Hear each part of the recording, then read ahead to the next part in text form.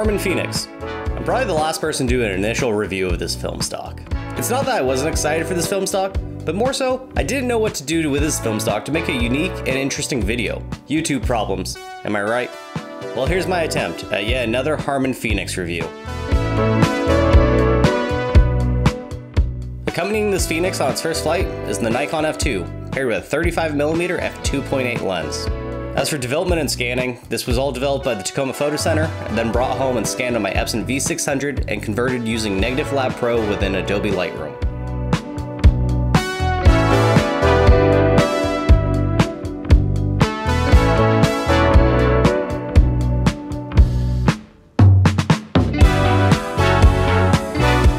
Listening to everybody and their mother, I decided to rate this roll at ISO 100 to give it that extra stop of light.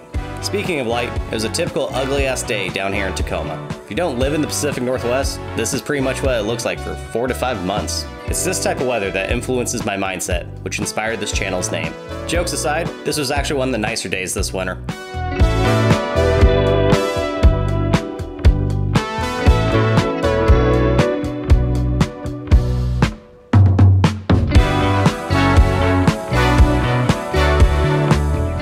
Anyways, I didn't really have any grand ideas for this roll. I just kind of wanted to take it out with me on a photo walk and see what I could capture with it.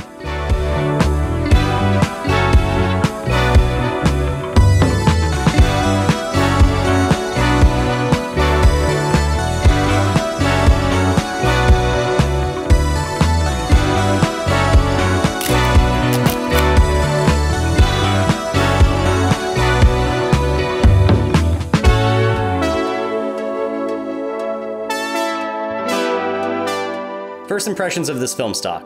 I really like the colors. This film stock definitely leans a little blue, and I can tell even in the vegetation that some of it comes out looking a little teal. As well, the color orange in this film stock, it's amazing.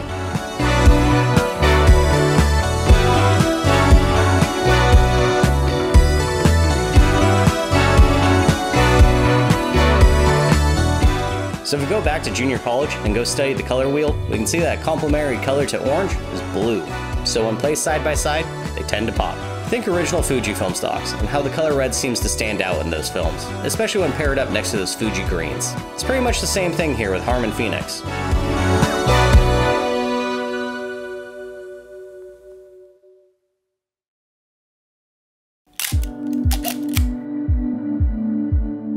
Personally, I don't really try to feature the color orange in any of my work, but Harman Phoenix, it might actually have me have a change of heart. Honestly, I'm thinking about quitting YouTube and starting a career as a portrait photographer for Oompa Loompas.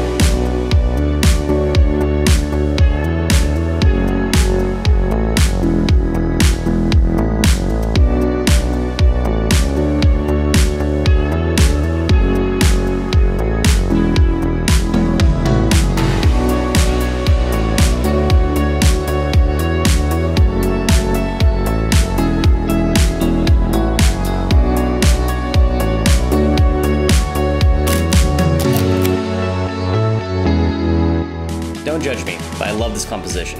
I didn't only shoot it once, not twice, but 4 times on 3 different cameras. The layering of this photo was just doing something for me.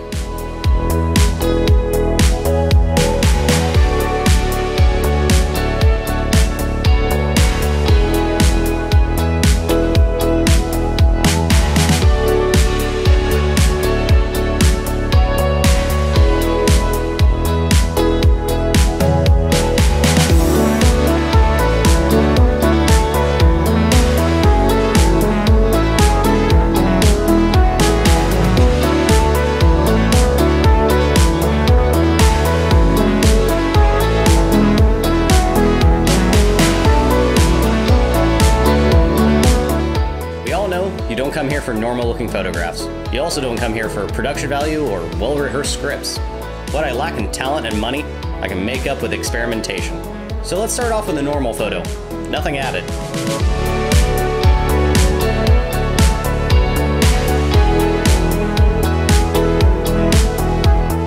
Now let's add an 85B filter.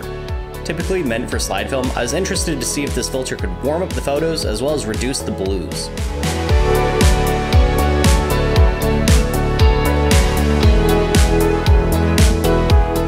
It definitely adds some warmth to the photos. As well, it seems that all the plant life loses that blue tint and tends to lean more brown now. Next up, the FLD filter.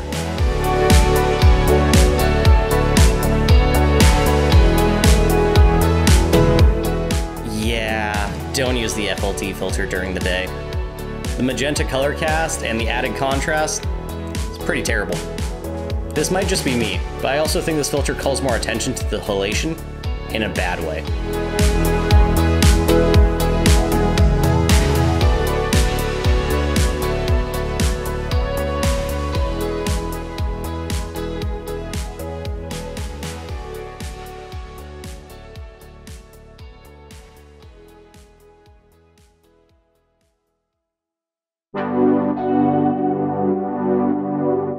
Felt like I had covered a decent amount of different landscapes, lighting, and color this afternoon, and now I wanted to see what this film stock could do in limited lighting. I was hopeful that this mild afternoon would turn into a mild evening. The main idea was to head out before golden hour and shoot through that into the evening. In true PNW fashion though, we lost all the light quickly and it started raining.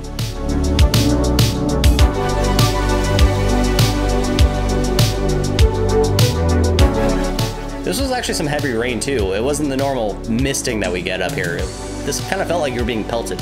Honestly, I should have brought the Nikonos for this type of weather.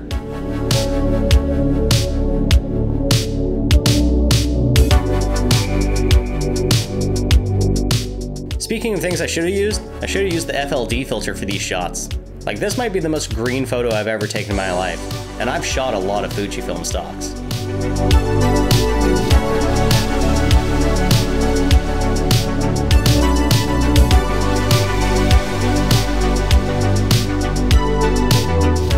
I actually don't hate most of these long exposures, but I am curious to see if an FLD filter can make any changes to them.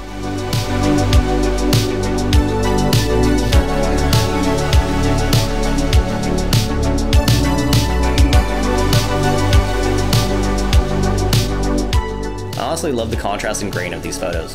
As well, the color orange paired with the halation, it's beautiful. This might be 800T for me.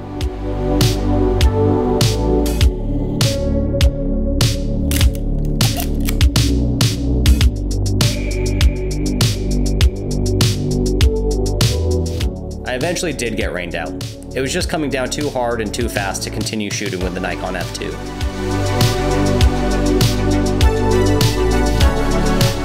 Knowing that I had a handful of photos left on this roll, I decided to bring the camera along with me on a date that me and Clara had.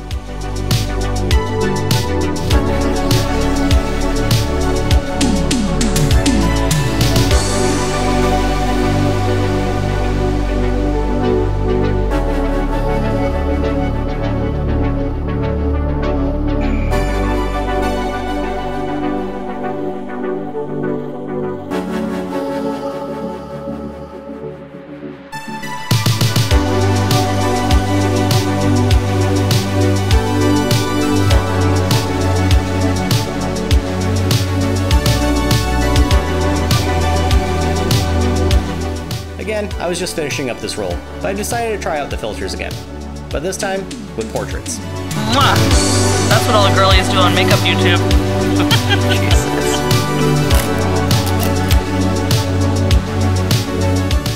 First up, the 85B. Interestingly, this photo comes out a little washed out and a slight yellow cast. I don't hate it, but I'm not in love with it either. Now, the FLD filter. Yeah, no. This filter should never be used during the daytime. It's not good.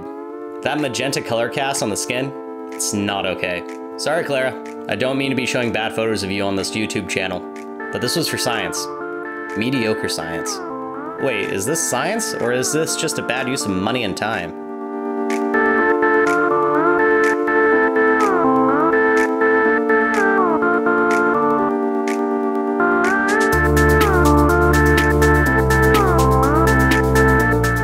Anyways, that's it for my first roll of Harman Phoenix. I know Harman is in the R&D stages of this production, and they just threw it out to us as the guinea pigs to test it out. Honestly, that's not fair. Harman created a brand new product from scratch, and was also brave enough to throw it out to the general public for us to chew up like sharks. So with that being said, I think it's unfair to hold this film stock up against Kodak.